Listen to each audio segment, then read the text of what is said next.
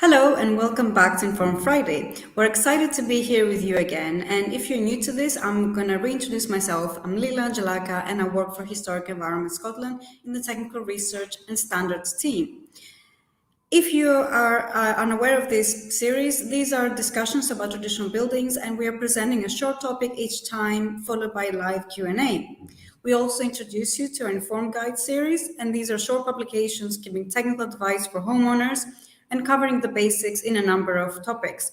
Each session is corresponding to one or more of our Inform Guides, as well as other relevant resources we have online. So far, we've talked about key elements of traditional buildings, the construction methods, materials, repair methods, and we've also spoken about how they work, how moisture and vapor moves throughout them, making ventilation and the choice of materials in repair very important. We have also seen how you can sensitively upgrade them to improve their energy performance and the use of renewables. We've also spoken about common issues such as damp and how to adapt your building to cope with the changing climate. These are all on YouTube, so if you've missed them, you can catch up on all of them there, and I would suggest you do. Today, I'm joined by Dylan Rundle from Home Energy Scotland, who would look at some practical tips for your energy efficiency upgrades, such as where to start, how to find funding and installers. Home Energy Scotland has a lot of information and resources available, and I'm sure Dylan will give us a better introduction. As always, the event is recorded and available to watch afterwards at your own time. If we don't manage to answer your question today, we will ask you to email us at technicalresearch@hes.scot. However, it's the first time we have an external partner with us, Dylan. So if your question relates to something that either Dylan has mentioned or it's something that you don't know exactly where it falls, either email us, or if it's relating to what Dylan has spoken about, please email him. Details about the contact for Dylan will follow. And just to say here that we've had some questions in from viewers that we might not be able to answer, and we will let you know if we can't answer something. So, Dylan, hello. Hiya, hello everyone, and thank you for the introduction as well, Lila. My name is Dylan, and I'm a technical officer at Home Energy Scotland. So it's my job to speak with homeowners about installing renewable technologies and to advise owners of traditional buildings how they can improve the energy efficiency of their homes.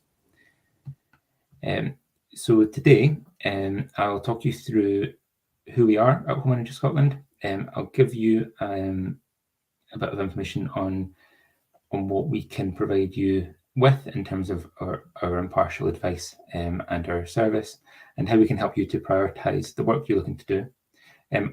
As Lila mentioned, I'll also discuss how you can find installers and let you know what funding is available as well for these measures. So first of all, Home Energy Scotland is a free and impartial energy advice service, providing advice on energy use within the home as well as transport as well. And we've got 5 offices across the country. I'm from the South East office, which is in the brown area on the map there. We're funded by the Scottish Government and we're managed by the Energy Saving Trust. And we also have access to the Scottish Government funding as well, and I'll discuss that with you shortly. So first of all, my team, the technical team, that's the team I work for, we provide free and impartial advice either over the phone or in some cases in home visits on, as I mentioned before, the renewable technologies as well as traditional buildings, which we would describe anything sort of pre-1919. We provide tailored advice regarding your specific property as well as your needs and your situation. And as I touched on a second ago, in some cases we find that a home visit is actually a lot better than just a phone call. So if that is necessary, we can arrange that as well. So looking at the reports that we're able to provide for you. These are what we will provide for you either through an in-person home visit or a remote home visit, which if you've got an energy performance certificate, we can use the data from the assessor, what the assessor's put in to the certificate for you, and we can pull that data through. So either or, we can create this home energy improvement report. And this is one of the great resources we can provide for you that will help you to decide what it is that you're wanting to do to your property and how to prioritise the work. So this first box here is something that you would see within the report. It's very similar to an energy performance certificate, if you've seen one of those before, and it's essentially star ratings for the different aspects of your property. So everything from your heating system, your lighting, the insulation in the walls, the floors, the roof, and glazing as well. So once we've got all that information, what we can do is we can have a look at different improvements that you could potentially make to the property. So this is something that you wouldn't see within the report. It's something that we see when we're modelling the property for you and modelling these different scenarios. So we can model a few different scenarios for you, and we can discuss these with you either in the visit or over the phone, and adjust different parts of the property with different measures depending on what it is that you're interested in. So for example, we can see what it would look like if you added insulation to the walls, insulation to your room and roof. So there's quite a lot of ability for us to play around with this and give you an idea of what these improvements would look like if you were to do that on your property, since that's the property we're modelling all of this on. So it's a personalised look at the improvements you could potentially make, and there's quite a lot of ability for us to kind of play about with these depending on your needs. And then what you'll see, once we've put all this through, is a table like this. So that shows each of the measures that we've kind of agreed that would be suitable within a set scenario, and we could do multiple scenarios as well. And it gives you an idea of what the cost would be. And that's the full sort of install cost that you'd have from the installer, and what your savings could be. And that will give you an idea of savings from carbon, energy savings, and cost savings. And at the very end of this scenario, you'll have this little diagram on the right that shows you the overall level of improvement that you'll see if you were to do everything in that scenario, what the improvement level you would see. So I'll now show you the Home Renewable Selector report, which is a report that you can do yourself. So this is available online and is specific for renewable technologies. The previous report, we can do things on renewables and insulation, but this report here is specifically just for your renewable technologies, and you can do that, as I say, as yourself just on the website. So you put in some information about your property, and from that information, this software will model your property, and you can add in different renewable technologies and see what kind of impact that might have on your property. There's a sort of an ability to manipulate some of this as well. So for example, if you know that you want to put solar panels on a southeast facing roof and you know how much space you've got, you can adjust some of the parameters so you can make it as realistic as possible depending on your requirements. And you can do things as well, like adding how long you're going to be in the property per day, so then the technology knows how much ability you will have to make use of the electricity as it's been generated. And you can also add things like battery storage in there as well and see what the benefit of that might be too. So these reports give you an idea of what's possible, but what if you want to see a real life example of this in your local area? Well, we've got the Green Homes Network, which is a resource that's been put together by the Energy Saving Trust. And this is a network of different households that have made energy efficiency improvements, and in some cases added renewable technologies to their homes as well. So you can use this to read a variety of case studies. But the great thing about this resource is that you can also get in touch with a lot of these homeowners, ask them questions about how they found the process, and what they maybe what they learned from it, maybe things they would do differently. the main tip that I would give you with this is to set up the parameters when you're searching for properties just close to your starting position as possible, just so you get more relevant, just so you get a lot more relevant case studies up here. I think there's a question just come through.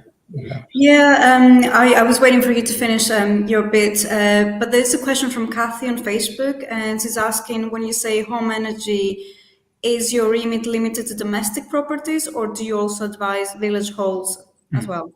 That's a really good question. So Home Energy Scotland is just domestic, but we've also got another couple of organisations within the same kind of area. So we've got Business Energy Scotland and Local Energy Scotland that can help with businesses, and then local community groups as well. That's great, thank you. That's no problem. The next thing that I'll cover is finding installers, because you can use the Green Homes Network to speak to different homeowners about the the installers that they use. So if someone's local to you, you can get recommendations there. But I've got a few recommendations as well on different resources to help you find installers. So starting with insulation and glazing, the Green Deal Orb is one place to start. So that will give you a bit of a just to give you an idea of if you use our loan funding, a lot of the measures that are possible in terms of insulation, we ask that you get a Green Deal certified installer to carry out the work.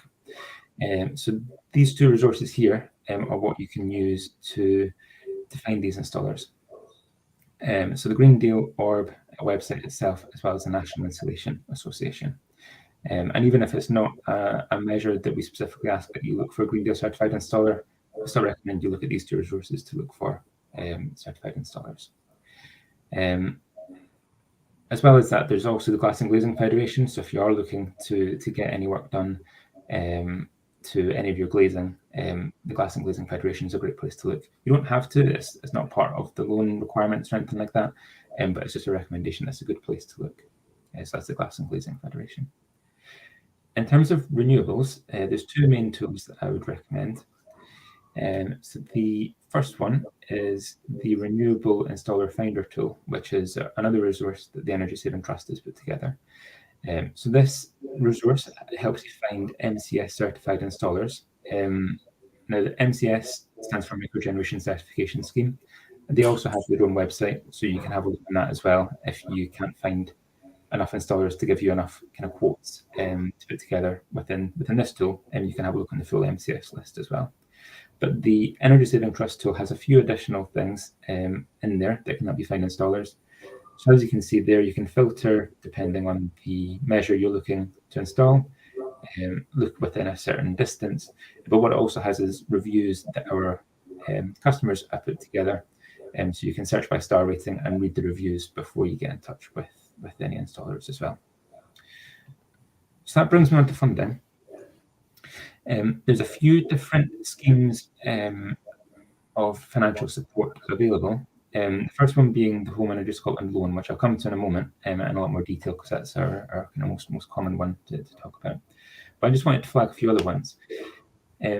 First of all, the private rented sector landlord loan. Just wanted to basically flag that is a scheme that is available. So if you're a private sector landlord or you're a tenant of a private sector landlord, there is funding available. So feel free to get in touch with us about that. Area-based schemes is another resource that you can make, or another scheme you can make use of, which is just as it sounds. An area will be chosen based on some research. They'll choose an area that has been identified as needing a lot of work in terms of improving the energy efficiency, and they can give you heavily discounted measures like insulation. That changes quite a lot depending on the scheme that's ongoing, and a lot of local marketing quite often will happen if there's a local scheme. But if you were to phone us, that's one of the things that gets automatically checked by our team of very knowledgeable and friendly energy advisors. So they'll check that for you.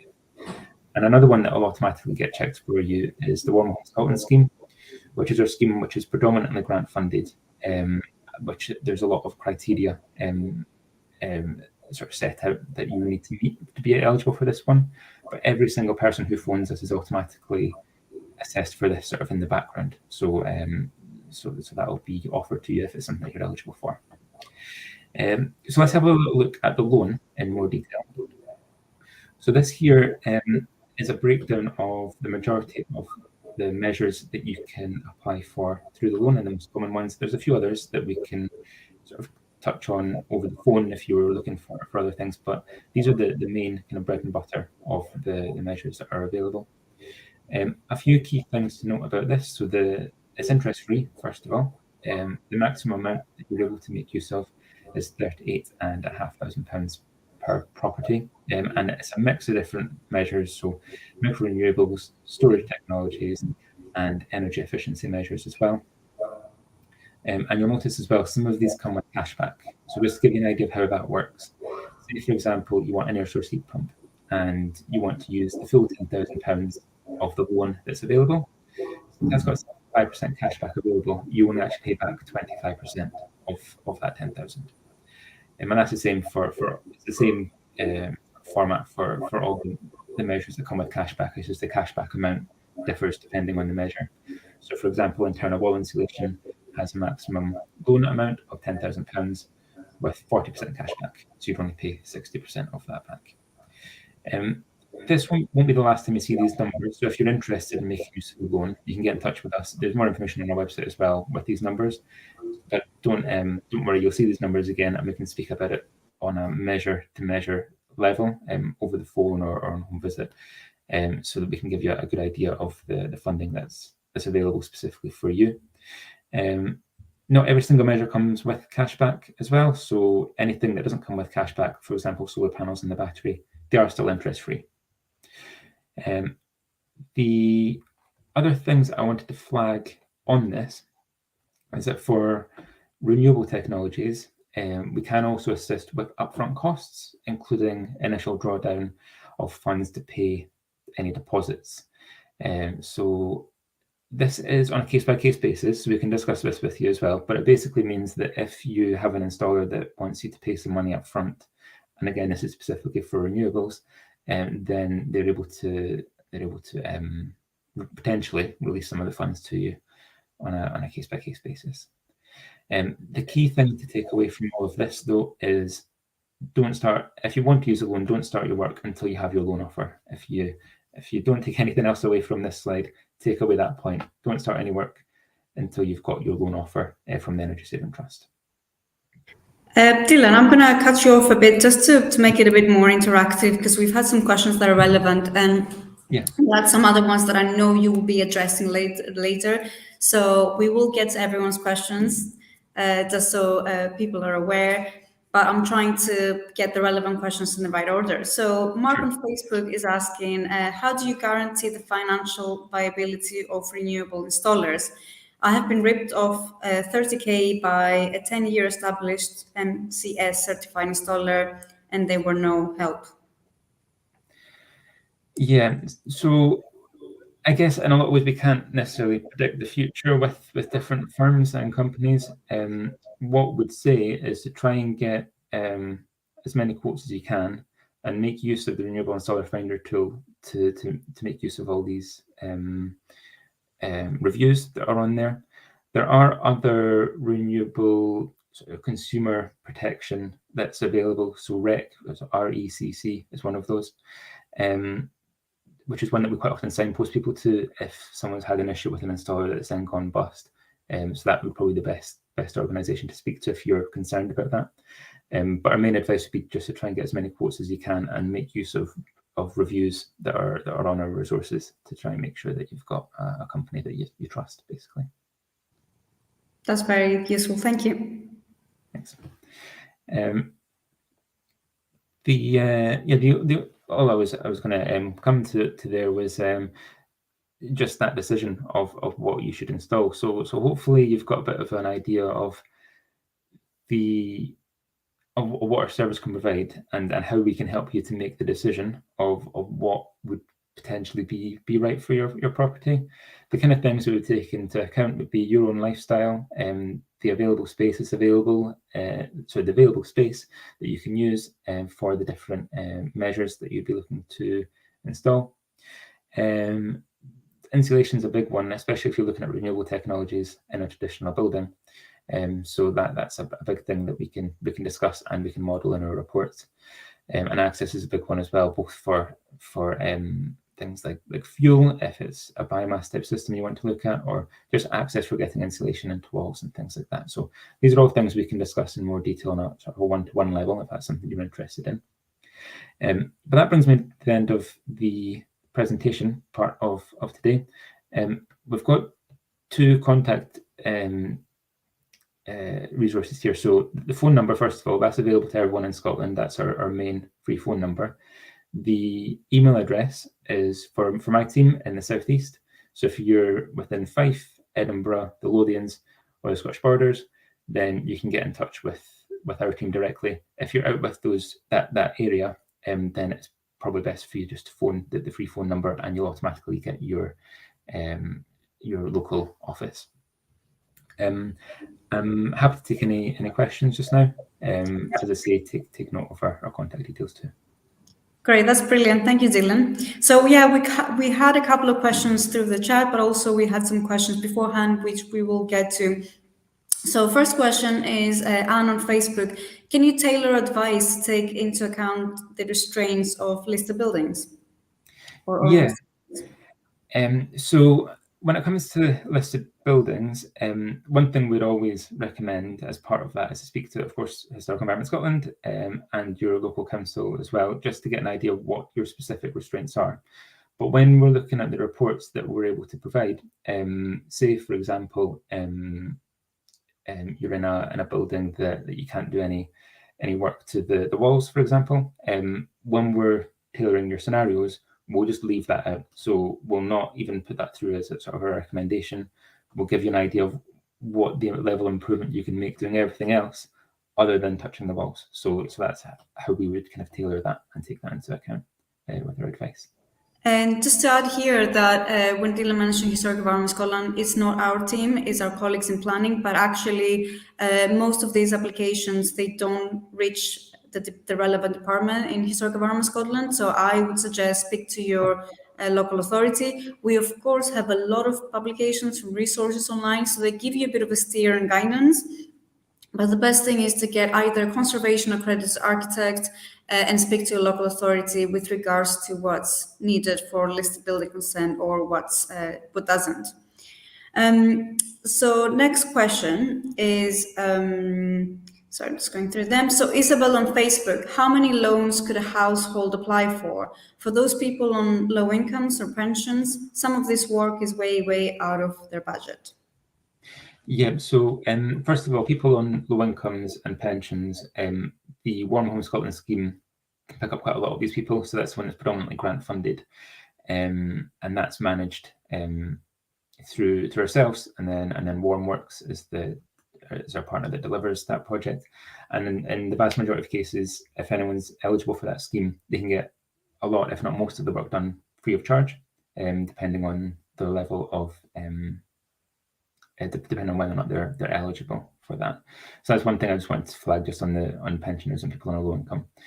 In terms of how many loans you can apply for, you can apply for the loan as many times as you want, as long as you don't go over the funding amounts, which we can kind of, I guess, would be best sort of discussed on a one-to-one level, depending on what specific measures that you're looking for, because there's a few different limits. But as long as you don't go over those limits, you can reapply. So just as an example, if somebody, I guess I'll just keep it simple. If somebody wanted to install insulation and renewables, but they didn't want to think about renewables for a while, they could use the loan and apply for different insulation measures, and then come back and then apply for the renewable measures. The only thing I would mention on that is we don't necessarily know what the scheme looks like in the new financial year. Sometimes it changes a little bit, so just bear that in mind if you're planning on waiting beyond the end of the financial year. But theoretically, there would be nothing wrong with you coming back and applying as long as you don't apply for the same measure more than once or go over the other limits, which would probably be best had on a one-to-one conversation, depending on what measures it is someone would be interested in. That's very useful. Thank you. There was a question also from Nick on Facebook. Does Historic Environment Scotland keep a register of approved installers for cavity wall installation? No, we don't. We don't have the resources to actually maintain such a list and keep check of the standard, the level required, really. But as Dylan mentioned, there are quite a lot of resources out there. There's also AECB that we've mentioned before in a previous live that you can actually, there's different resources you can find installers, but unfortunately we don't have such a list ourselves. Let's go to another question now. So Nicola on Facebook, any information about heating a flat, not ground floor, in a conservation area in Edinburgh would be welcome. Heating is currently gas, central heating, and the boiler is getting older. Yeah, so that's one that that comes up quite a lot, particularly in tenement buildings, which seems like it potentially could be. So that's definitely something that we can speak about on a one-to-one level on what the options are there. We have what's called a fabric first approach. So within that conversation, we don't, even if we find that there's no sort of alternative solutions in terms of renewable technologies, what you can do is make sure that the amount of heat that you're using is as low as possible, and the way to do that is by thinking about the fabric of the building and thinking about the insulation. So yeah, that's definitely a conversation that we can have, and we can give you an idea of what the potential benefit would be of different measures as well, so not just the heating. But yeah, definitely something that we can help you with for sure. Great. So John on Facebook is asking, we've just moved into a 1900s home, which needs lots of efficiency upgrade work. Can your survey help with whole home preservation, efficiency, airflow assessment? So not with the airflow side of things. The way to think, I guess, about the report with the different scenarios is it's very similar to an energy performance certificate. So it's a non-invasive survey, taking into account the current standard of the property. And then rather than an energy performance certificate, you just get just sort of a list of measures you could potentially install. Instead of that, it's a tailored list or a tailored scenario on what it is that you could potentially do. So there's a limit to what the report can do. So the additional stuff about sort of looking at airflow and things like that, not so much.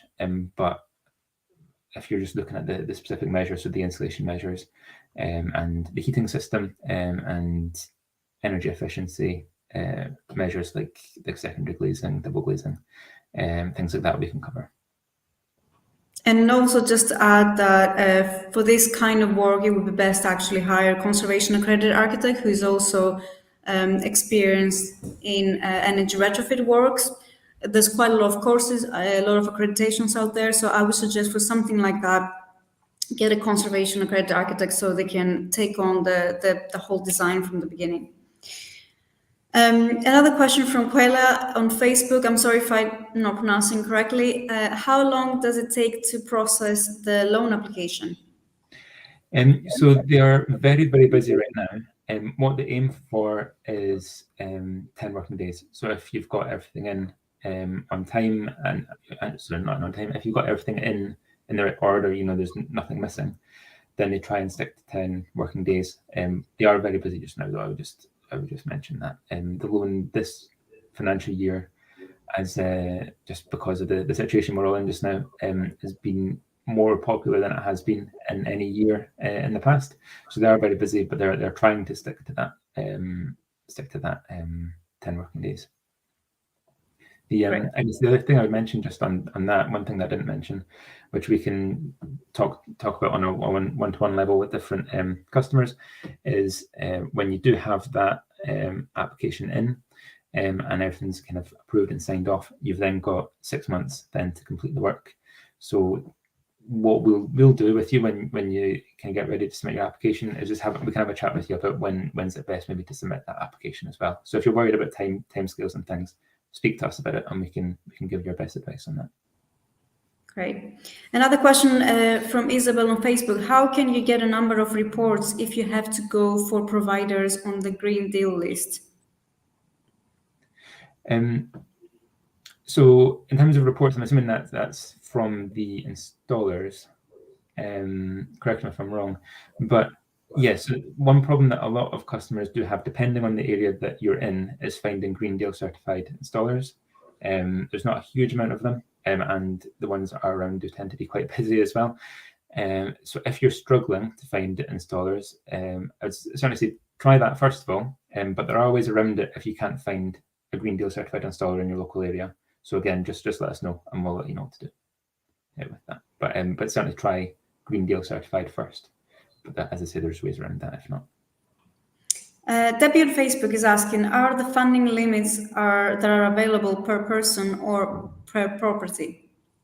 They're per property, yeah. So if you were, so say for example, it's a 2-person household, person one can't apply for one, and then the other person in the household could then apply for the other, if that's where that question's coming from. It would be as a house. Okay. Sorry, there's quite a few coming from, there's one from BCC Let's. They're trying to manage a close since Factor resigned in 1998. There's quite a few owners, some conflicts to resolve with other owners, and non-compliance with building warrants for plumbing. I'm not sure that's something that Dylan can help with. We definitely refer people to Under One Roof, who are a charity who deal with tenement repairs and can advise on conflicts. We've done another session on tenement maintenance that I suggest you have a look at, and we also have a blog and a publication which will be hopefully linked below. I don't know if there's any part of the question that Dylan can answer, but I think that gets a bit more complicated. It's more about common repairs. Yeah, unfortunately, that's it with building warrant, which again, that's the compliance with building warrant is you will need to discuss that with the local authority. It's not mentioned if it's a listed building. If it's a listed building, there are some relaxations, but again, it's for the local authority to talk to and advise on.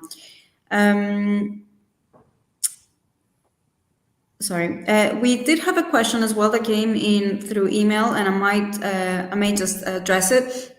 It's a question about injectable permeable foam, which has been marketed for filling the ventilation void space between masonry and lath and plaster. And the inquirer very rightly says that the associated guidance advises to use permeable interior decorative finishes. However, most unbuilt Scottish houses with lath and plaster interior walls are already finished with multiple layers of relatively impermeable vinyl emulsion paints. So many will have interior repairs using impermeable vapor barrier, plasterboard, or other such materials. Are we going to see another cavity wall installation problem, moisture accumulation and its consequences as this material is deployed, particularly as its use appears to be supported with Scottish Government financial assistance? Now, there's quite a lot of things in that question. I don't know how we can summarize the response. We have used injectable permeable foam in one of our case studies, only on walls. I'm aware that following various discussions with relevant bodies, there is a bit of hesitance from insurance companies to use this material on roof spaces or floor spaces. And I would suggest you speak to your insurance company if that's the case. But generally speaking, and we've done a lot of lives on these previous sessions, we always reiterate this point that we advise that all materials that are used throughout any repair work or energy efficiency upgrade work are actually vapor permeable. They all work together to allow moisture to be dispersed. So of course, we would suggest that there are no impermeable materials used. If you have some such material, ideally it should be removed and a vapor permeable paint lining paper should be used. And of course, there are fears around about the moisture accumulation, especially with the use of the inappropriate insulation materials. Now, in respect to what's supported by the Scottish Government financial assistance, I'm not exactly sure. I know there's various companies, and yes, some of them might not use the right or the appropriate materials for traditional buildings. There are options out there, so I think that's why we're doing the sessions, to inform the homeowners so they are kind of aware of what they're looking for. I don't know if Dylan wants to add anything to what I have said. Dylan? No, I think you've hit everything. There's not a huge amount within our remit that we can cover on that question. But yeah, I think you've answered everything. Okay, there's another question from Kathy on Facebook. Isn't cavity wall insulation bad practice in a traditional line-pointed rendered plaster building? Not really. I mean, it's not exactly cavity wall insulation. You are insulating the very narrow gap behind the lath and plaster. And again, we always advise using vapor permeable materials, whatever you do. So no foil back, no impermeable foams or anything like that. We do have a guide that I think most of you will find very helpful. It should be linked below. It's called Guide to Energy Retrofit for Traditional Buildings. So you will be able to see our advice and what materials we have used, and we think they're appropriate for traditional buildings. So, David on Facebook, would a conservation accredited architect technologist also be recommended? Yeah, depends. I mean, they're different. For example, for some kind of funding, you may need a conservation accredited architect. Funding usually that refers to Historic Environment Scotland funding. But it really depends what the extent of the work you're doing is. And if they're accredited, conservation accredited, yes, if it's a smaller job, I assume that should be fine. Jonathan on Facebook, are the loans usable for self-installed projects where the main cost is the materials? Yeah, we get asked this one quite a lot. Unfortunately, the way the loan's set out, it would exclude self-installs, so that it would have to be installed by either a certified installer for some measures, or by another installer anyway. But self-installs wouldn't be possible with the loan funds. Okay. Sorry, I'm just looking at things. Right. So, yeah, I know that our comms team put some links below, so you can actually see the tenement maintenance inform below, just so you're aware. Another question from Alan on YouTube. With pending introduction MEES, what is the process for applying exemption?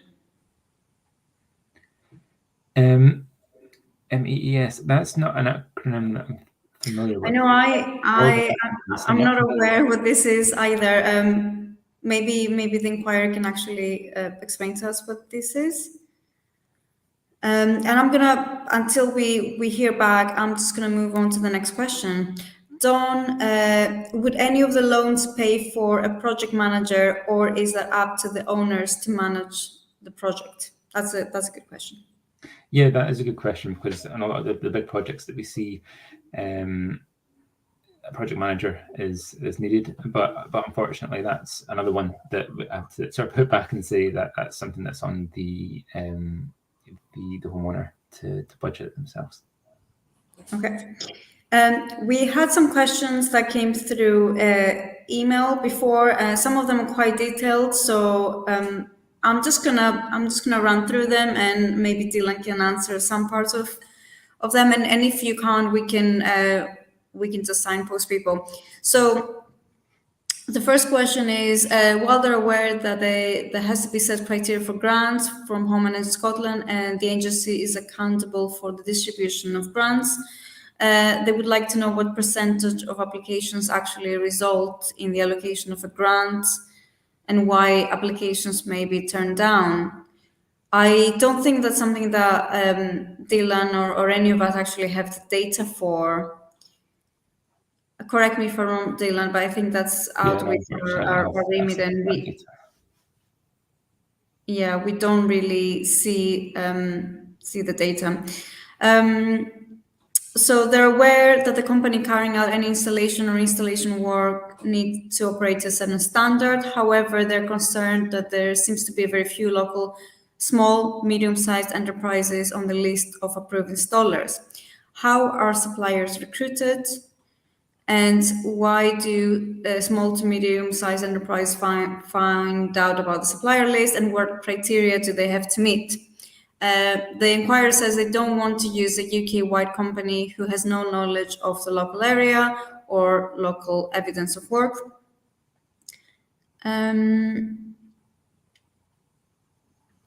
Yeah, there's more to the question, but if there's any part of this that you can answer, I know you touched a bit on that. Yeah, I'd say for specific questions on looking for installers, the best thing to do is to speak to us directly. In terms of the lists that we send out, so all of them other than the Energy Saving Trust list are lists based on a level of accreditation, which is how those lists are put together. It was a question on our list of the Energy Saving Trust list. That's something that, so we don't approach installers for that. That's something that's voluntary from the installers to come forward to the Energy Saving Trust and ask to be added onto that list. But that doesn't have every single installer on there. The MCS list, on the other hand, will do some microgeneration certification scheme. But yeah, if you're struggling to find installers and things as part of the process, then feel free to reach out to us and we can give you our best advice on that. But those lists will be the main resource that we would signpost. Okay, thank you. So we had a response about the MEES, which is the minimum energy efficiency standards. So I'm gonna say the question again. With pending introduction to the minimum energy efficiency standards, what is the process for applying exemption? I'm not sure what the exemption refers to. I think this is in reference to the minimum standards set out for private sector landlords. I might be wrong with that, but I think that's where this one's coming from. The process of applying for exemptions can be, so within our team, we have a private sector landlord specialist. Unfortunately, I'm not that person, so I don't have that answer, but reach out to us, and depending on where you are, you can get in touch with your local private sector landlord specialist, and they'll be able to guide you through that whole process. For landlords, we've got a similar service where we can go through this same kind of reports and give you an idea of how much different measures would cost, as well as how much that particular measure would improve the energy performance certificate as well. So just to help you to reach those minimum standards. The specifics on the process and the specifics of applying for exemptions, though, is something that they, I think, would be able to talk you through. And if they wouldn't be able to, they'd at the very least be able to signpost you to the information. But it's not something that I deal with, so I'm not 100% sure.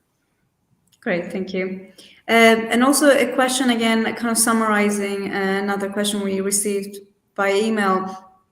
Do you advise homeowners about the cost of heat pumps and the associated installation, or you just advise on the measures needed? Yeah, so our service around about that is quite holistic in the sense that, for example, with the heat pump, we're never going to recommend really that someone installs a heat pump without looking at the radiators, looking at the distribution system, without looking at the insulation. So we cover everything, and when we look at the install costs as well, it's not just the cost of the materials. Our predicted install costs are essentially what we would predict the installer would come back with, so including the labour and everything like that as well. We try and look at as a sort of a whole house approach when we're looking at individual measures. Okay, that's great, thank you. I think we've been asking for some further questions, so we'll just wait a little bit and see what else is coming in. I'm just gonna run through and see if we missed any questions.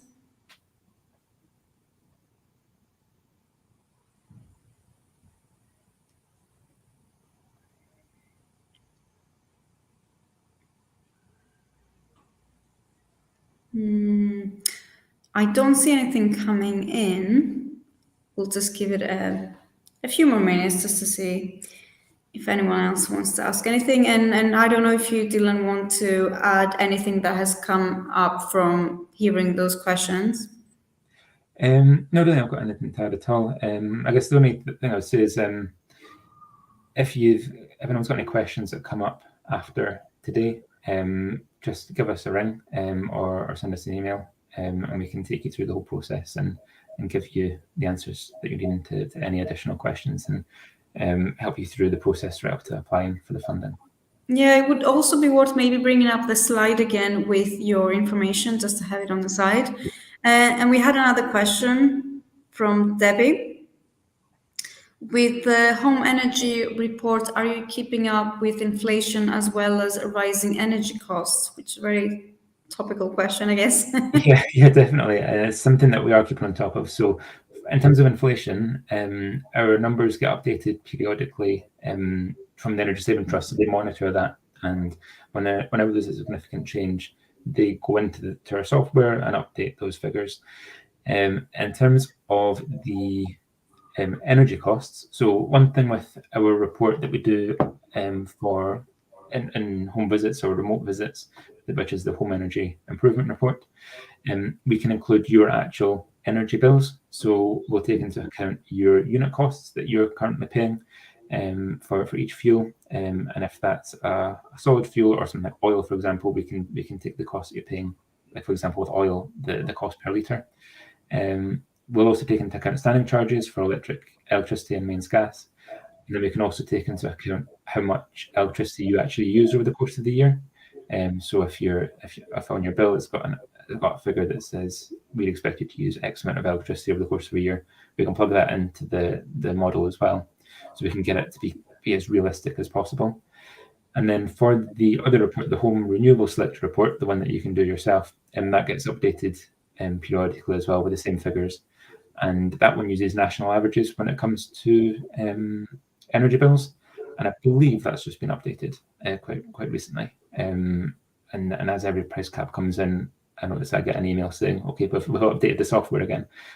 So yeah, they're going to keep on top of those numbers so that your saving figures and install costs are as accurate as they can be.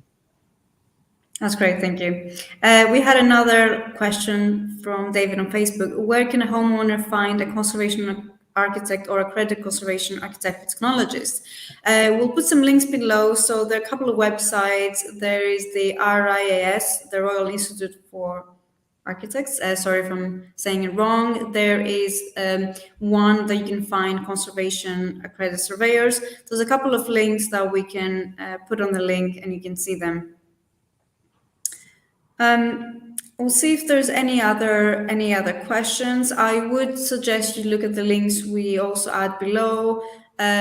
Key ones I would say is a Home Energy Scotland website, Energy Saving Trust website. We have the Energy Retrofit Guide that you can see the sort of what you need to do as taking a fabric first approach, so to upgrade your home so it's suitable for any renewables you might be thinking about installing, and also under one roof for the people who were asking about tenement maintenance issues. So if we have no more questions, I think we'll probably stop right here. But I would really like to thank Dylan. As I said, this is the first time we've had an external guest with us, so that's been great, and I actually learned a lot of things as well. Thank you to everyone who tuned in for this event, and I'd like to apologize for some issues with the Facebook and StreamYard that's been out with our control, but unfortunately it didn't cause too much trouble. The live will be uploaded online anyway, so people can catch up on it. We hope you enjoyed it and we hope that you find it informative. It would be great if you can fill out the survey afterwards. It will be posted in the chat and it helps us with planning any next sessions. So the next session will be on the 9th of December and we will be looking at listed buildings and listed building consent and HES's role in the planning system, such as with conservation areas. So thank you very much for joining us and enjoy the rest of your day. Goodbye and thank you, Dylan. Thanks. Bye-bye.